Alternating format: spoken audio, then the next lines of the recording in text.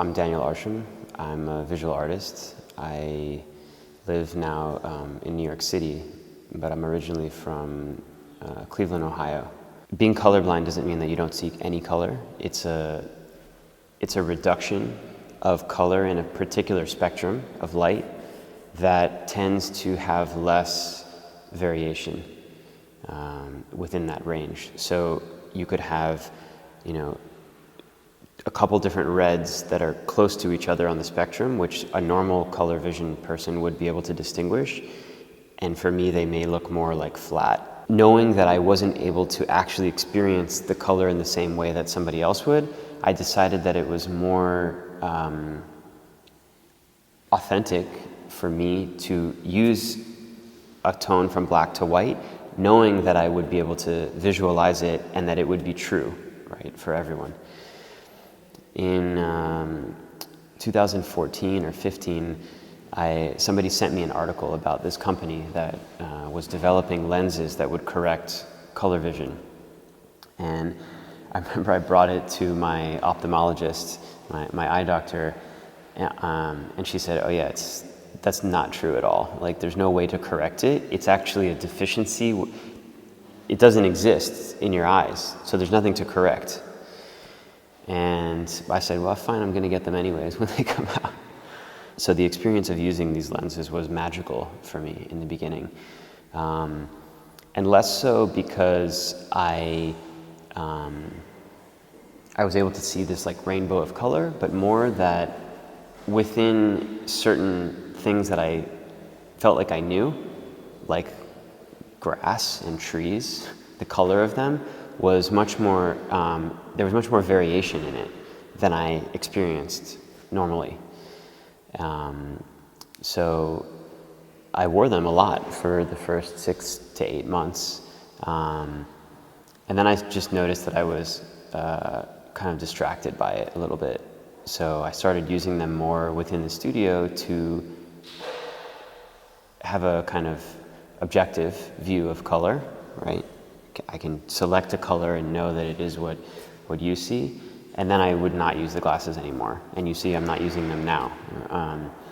So all of these works and all of the color that I've selected, I use the lenses for that, and then And you also notice every work has a single color. It's not a rainbow of color within that.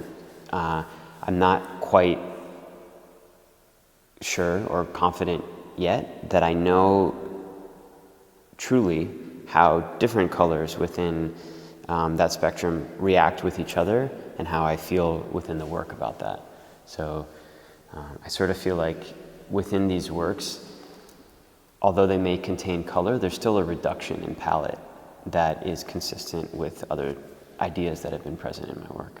This exhibition, the title of it is The Angle of Repose, which is a kind of technical term which describes a material like sand, a granular material, and the angle at which, when it's poured from a single point, it achieves rest, right? When it's a more fine material, it's able to achieve a more of a point, and when it's a larger material, it's able to achieve a kind of softer point.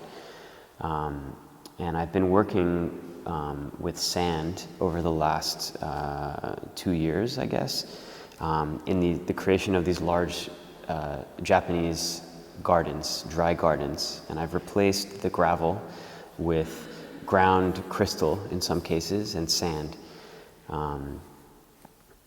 The rakes that are used to create the pattern in the garden, they have an angle of repose in themselves, right? They're pulling a material and it's coming at rest to form these patterns. Yet the gardens, even though they appear the same every day, right? I've visited many times these gardens in Kyoto. They're actually remade each day. So the pattern every time that I've been there is always identical. So it's this kind of conflict between permanence and ephemerality. The paintings that I've made in here, the sand paintings, kind of reverse that. So they take these patterns in sand and they actually make them permanent. And the gravity has also been shifted. So what should only be possible using gravity is actually reversed and pulled up onto a surface.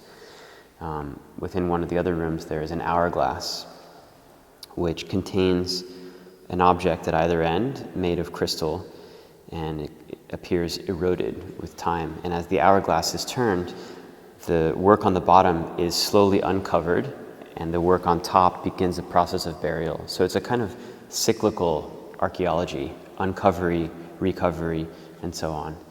And I've used that concept, the idea of the material falling on a certain direction, also within a series of piles of sand within the larger room here.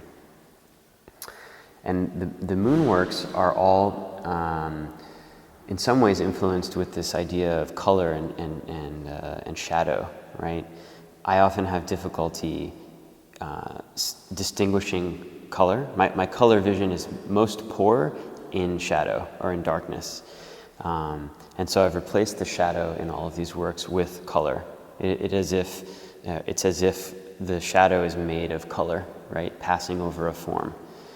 And these are actually not sculptures of our moon as they appear. They're invented moons or invented kind of exoplanets that have the potential to perhaps exist.